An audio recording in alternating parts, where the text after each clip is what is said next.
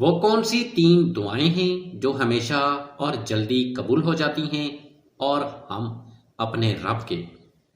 اسلام میں دعا بندے اور اللہ کے درمیان ایک مضبوط تعلق ہے، اور کچھ دعائیں ایسی ہیں جو اخلاص کے ساتھ مانگی جائیں تو جلد قبولیت کے قریب ہوتی ہیں اور انسان اپنے رب کے زیادہ قریب ہو جاتا ہے۔ پہلی دعا استغفر اللہ ربی من کل ذنب واتوب الیہ، یہ گناہوں کی معافی مانگنے کی دعا ہے جس سے دل پاک ہوتا ہے اور اللہ کی رحمت نازل ہوتی ہے۔ دوسری دعا درود شریف، اللہم صلی علی محمد وعلی آل محمد، درود پڑھنے سے دعا قبول ہونے کے امکانات بڑھ جاتے ہیں اور اللہ کی قربت حاصل ہوتی ہے۔